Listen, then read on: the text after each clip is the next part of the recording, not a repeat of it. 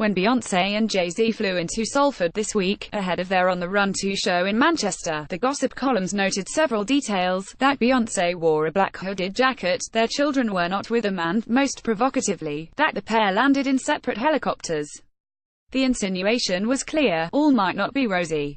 For while both musicians have enjoyed stunningly successful solo careers, it is their 15-year union that has long captured the public's imagination, a relationship that began with the duet 2003's Bonnie and Clyde, and has continued through courtship, marriage, children, infidelity, two Payne confessional albums about marital difficulty, and a second installment of a joint world tour.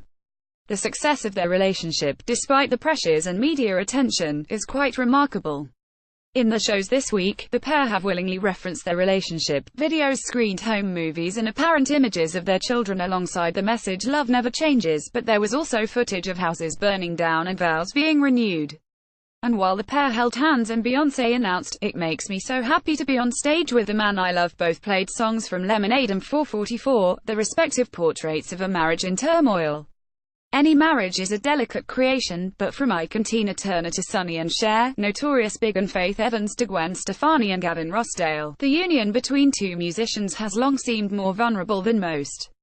For some, this has fueled their work. Fleetwood Mac's 1977 album Rumours documents the marriage breakdown of John and Christine McVie, as well as the collapse of the on-off relationship between their bandmates Stevie Nicks and Lindsey Buckingham.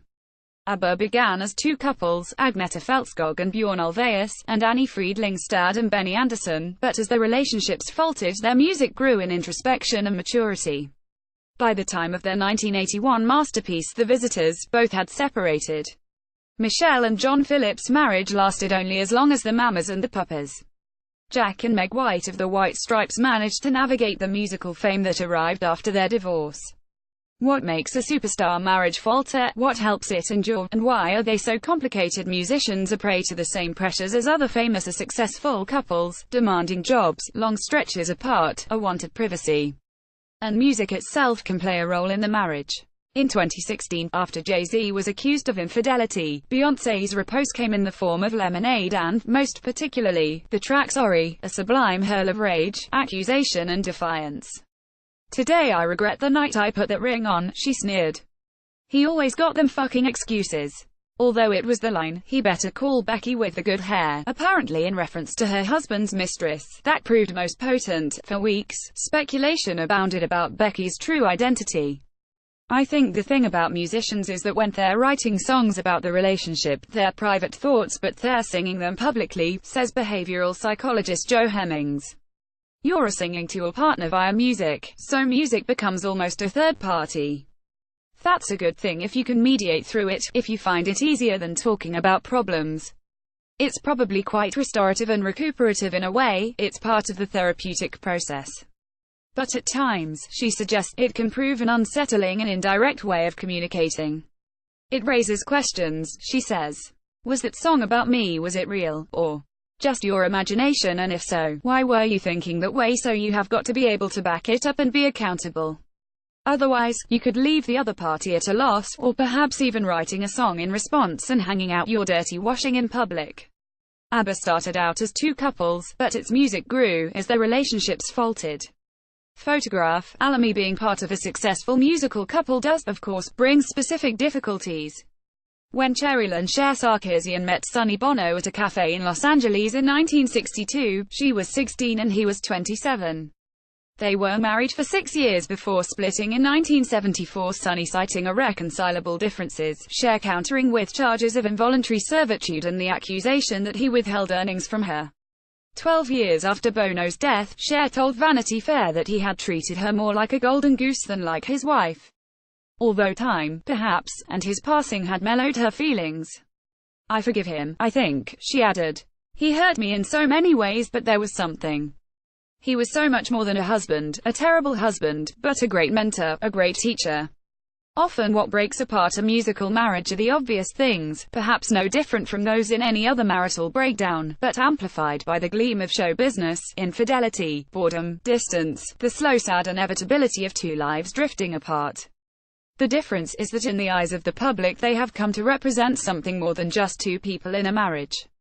When Kim Gordon wrote in her autobiography, Girl in a Band, of the end of her 27-year marriage to her fellow Sonic Youth member Thurston Moore, its details were strikingly ordinary, but carried the extra weight, shame and sadness of the publicness of their split. The couple everyone believed was golden and normal and eternally intact, who gave younger musicians hope they could outlast a crazy rock and roll world, was now just another cliché of relationship failure, she wrote. A male midlife crisis, another woman, a double life. Kim Gordon and Thurston Moore of Sonic Youth split after 27 years. Photograph, John Zich, The Life Images Collection, Getty Images. Infidelity is common in any walk of life, but in a musical marriage, temptation is arguably greater. Partners are often apart on tour, having quite different unshared experiences and, in such circumstances, a sense of closeness can be hard to maintain. More problematic can be the gulf between the stage and domesticity, thousands of fans screaming their name, the surge of adoration, the assistants on call, the manager to shield them, the hours of interviews spent talking only about themselves, and then back home to something more prosaic, a partner whose love is less fawning, who sees them as a flawed human being. But sometimes, magically, it can work. Tom Waits and Kathleen Brennan have been together since 1980, and while Waits is the frontman in their pairing, they have a strong songwriting partnership and he frequently speaks of her talents. Brennan, Waits once said, is a remarkable collaborator, and SHES a shiksa goddess and a trapeze artist, all of that. She can fix the truck. Expert on the African violet and all that. SHE's out of this world. I don't know what to say. I'm a lucky man. She has a remarkable imagination. And that's the nation where I live. SHE's bold, inventive, and fearless. That's who you want to go in the woods with, right? Somebody who finishes your sentences for you. Johnny Cash's first marriage to Vivian Liberto was in many ways a portrait of how the celebrity marriage can go awry, a young, hurried union when they barely knew one another, and both struggled with a new way of life when Cash found fame. Liberto filed for divorce, weary of her husband's constant touring, his problems with drugs and alcohol and womanizing. When he married June Carter, it was quite a different relationship. The pair had known each other for many years before becoming a couple, and Carter was already part of a well-known musical family with an understanding of the industry. They married in 1968 and within 4 months of one another in 2003. Key to their marriage was their understanding of intimacy in the midst of a public relationship. Although Cash's proposal was rather ostentatious, he asked me to marry him in front of 7,000 people, she once recalled, but I would have liked it if he had gotten down on his knees and proposed to me, you know. But that was the way it was. It was a great big production. Johnny Cash and June Carter. Cash had an enduring relationship. Photograph, Michael Ochs Archives, Getty Images. Still, Cash would speak often and pleasingly of the simplicity of their bond.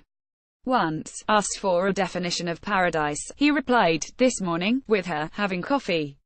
What kept them together was the acknowledgement that what truly mattered was far away from the swagger of the stage. "There's unconditional love there," he once said. "You hear that phrase a lot, but it's real with me and her. She loves me in spite of everything, in spite of myself. She has saved my life more than once. SHE's always been there with her love, and it has certainly made me forget the pain for a long time, many times. When it gets dark and everybody's gone home and the lights are turned off, it's just me and her." When Lou Reed in 2013, his wife Laurie Anderson paid tribute to the long relationship in an essay for Rolling Stone, citing their shared understanding of peculiar careers as part of what held them together.